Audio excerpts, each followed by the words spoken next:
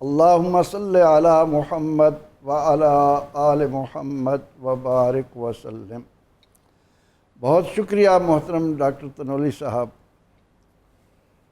اللہ کی برستی رحمتوں کے سائے میں سبحان اللہ، رمضان آیا، اب اپنی انتہا کو جا رہا ہے۔ اللہ اکبر۔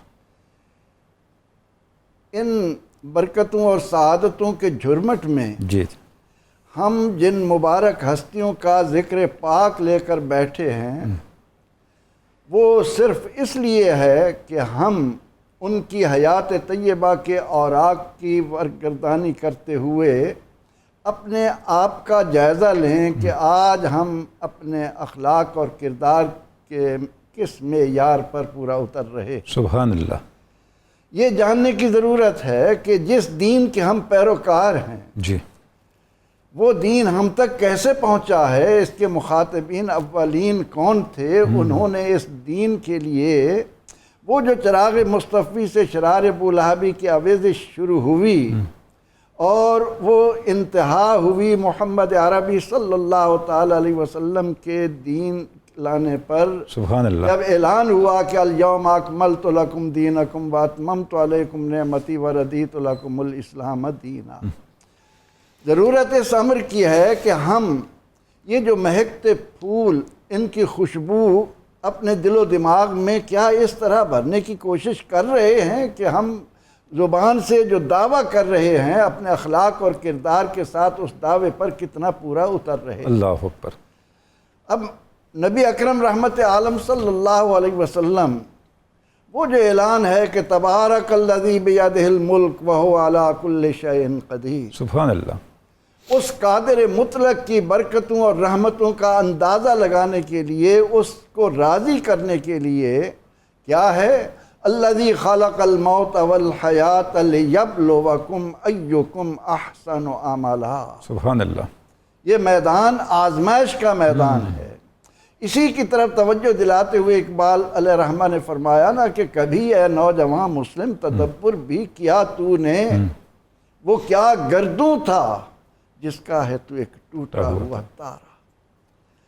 وہ تارے جنہوں نے اسلام کو منور کیا، اس کے لیے ہر طرح کی قربانیاں دیں، ان میں سے آج ہم جس پاک ہستی کا مبارک نام اپنی زبان پر لا رہے ہیں، سیدنا حضرت عبیدہ بن الحارث، یہ کون ہیں؟ یہ اس اسلام کی بنیاد میں سب سے پہلے خاندان نبوت کے افراد ہیں جو اپنا حصہ ڈال رہے ہیں۔ سبحان اللہ۔ اگر حضرت عبیدہ مطلب کے بیٹے ہیں تو ادھر ابو طالب عبد مناف اور عبد المطلب کے بیٹے ہیں۔ ٹھیک ہے۔ عبد مناف کا یہ خاندان پہلے حصے ڈالنے کے لیے بنیاد کے طور پر کھڑا ہے۔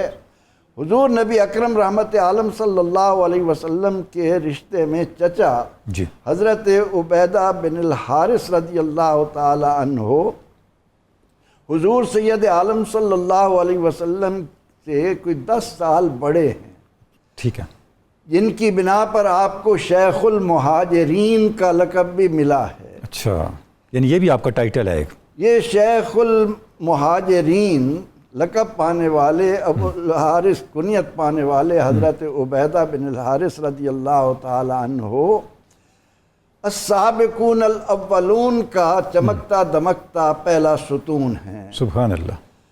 آپ نے اس خاندان میں آنکھ کھولی، رسول اکرم رحمت عالم صلی اللہ علیہ وسلم کے ساتھ اس نسبی رشتے کی بنیاد پر ان کا اخلاق، ان کا کردار، ان کی رحمت، ان کی شفقت، ان کا سایہ وہ کس طرح سے دیکھتے رہے۔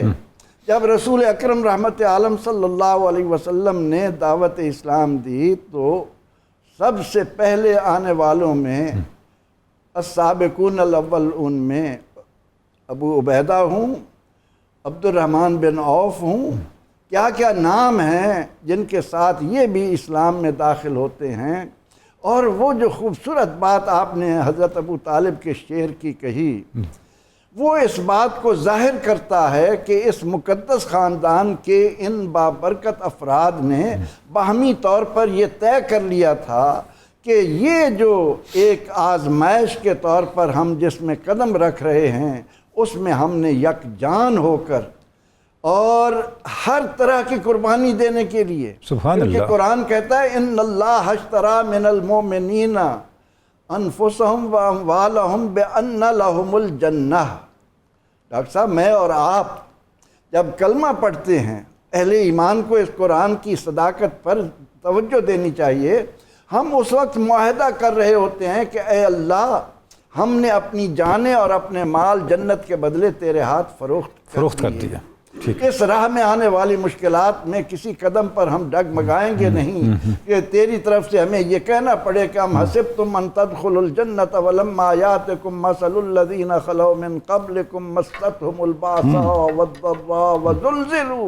اللہ اکبر، یہ راستہ آسان نہیں ہے۔ اللہ اکبر، ہمیں تو پلیٹ میں رکھ کر اسلام کا نام دے دیا گیا، سبحان اللہ، لیکن ان حضرت عبیدہ بن الحارث رضی اللہ تعالی عنہ خاندان قریش کے مطلبی ہیں، ہاشمی نہیں ہیں، لیکن مطلبی ہوں یا ہاشمی ہوں، آگے چل کر جو حالات ہمارے سامنے آتے ہیں اس میں ایک ہی بات ہمارے سامنے آتی ہے کہ انہوں نے کلمہ طیبہ پڑھنے کے بعد ایمان کی روح حب رسول صلی اللہ علیہ وسلم کو جانا، اور پھر اس کے لیے ہر طرح کی اذیت، ہر طرح کی اظہار ثانی، ہر طرح کی قربانی، ہر طرح کی مشقتیں، تکلیفیں برداشت کرنے کے لیے اپنے آپ کو آمادہ کیا۔ سیدنا حضرت عبیدہ بن الحارث حضور سید عالم صلی اللہ علیہ وسلم کے رشتے کے چچا بھی ہیں اور سب سے پہلے ایمان لانے والوں میں بھی داخل ہیں، اور آپ نے اسلام کے لیے جو نمایاں خدمات سر انجام دیں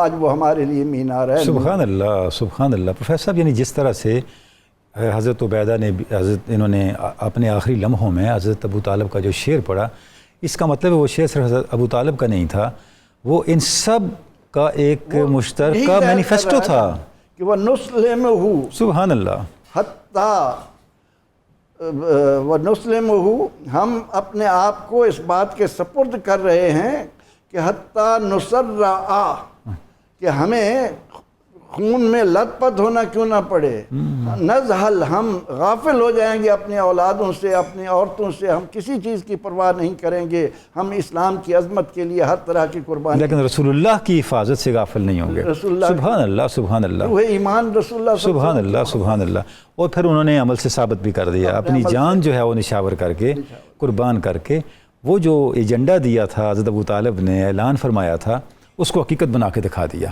اور یہ بتا دیا کہ عشق ہوتا کیا ہے۔ یہ صرف زبانی دعوے کا نام نہیں ہے۔ حتیٰ نسرع حولہ، ہم آپ کے ارد گرد اپنے آپ کو لہو میں لت پت کر لیں گے۔ کیا بات ہے، کیا بات ہے۔ اور نزحل عن ابنائنا والحلائل، سبحان اللہ، اپنے رشتہ داروں سے، قریبیوں سے کسی چیز کے ابنائنا، نہ اپنے بیٹوں کی پرواہ کریں گے، نہ اپنے عورتوں کی پرواہ کریں گے، سارا کچھ لٹائیں گے، اور عملاً ابو طالب کی طرح سب نے لٹایا۔